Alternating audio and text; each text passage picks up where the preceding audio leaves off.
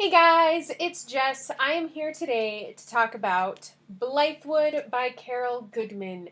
This book I gave 5 out of 5 stars. It reminds me a lot of kind of how Harry Potter works. The main character is Ava, and Ava starts off the story by, unfortunately, having a couple tragedies in her life. Her mother dies, and then her place of work catches fire, and she gets carted off to an insane asylum because no one can take care of her.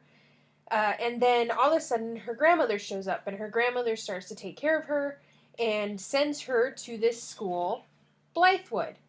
And Blythewood is basically it's a boarding school for students of magic, which they call the Order.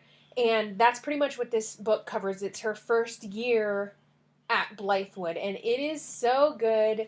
Ava meets some friends. She meets Helen and Daisy. She learns about what the Order is and her part in the Order and her history and her family history and all sorts of awesome things, and it's so good. There's magic, boarding school, a crazy villain, a secret crush. It is a teen fantasy story.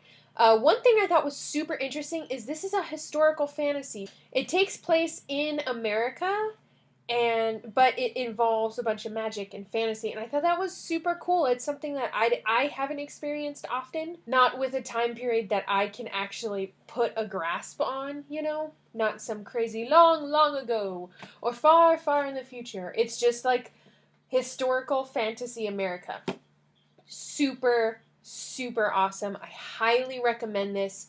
It's so good. It's a bit of a book, and I will say there are times when the romance seems a little bit too head over heels for me, but I still really liked it. I still thought it was super awesome, and I cannot wait to read the next one. I'm going to read it this month. So excited.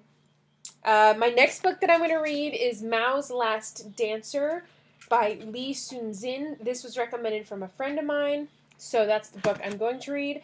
Now, I'm going to go into spoilers, so if you are going to read Blythewood, which I recommend you do, especially if you enjoyed Harry Potter, then step away and come back when you have. If not, or if you have already read it, I'm going to talk a little bit more about things I absolutely loved and things I didn't love. One thing I absolutely loved about this book was the magic, the type of magic. Spell magic and shadow magic. So shadow magic isn't like super rare. People do that quite a bit in fantasy books especially, but they do not often use bell magic. So use of bells to create kind of certain responses from other creatures. I thought that was super cool. I was also a huge fan of the Dianas, which were like the Amazonian kind of idea for me. Bows and arrows, falcons. I thought that was a really awesome idea. I think one of the reasons I really liked it was there's a lot of girl power in this book. A lot of girl power.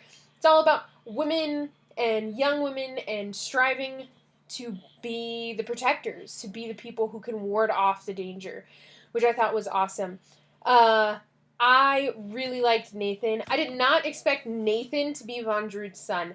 I totally thought that maybe Von Drood was a fallen Darkling. He was Ava's dad, but not Nathan's at all.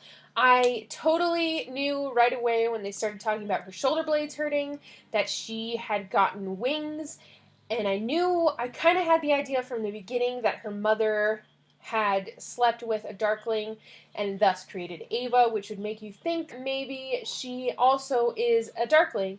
So I wasn't super shocked by that, but I still think it's a phenomenal story twist and story integration, because maybe she's the one who's going to bring the Darklings and the Order together. It's just, I loved it. I loved the adventure. I loved the mystery. I loved it all, and I highly recommend Blythewood because it's awesome.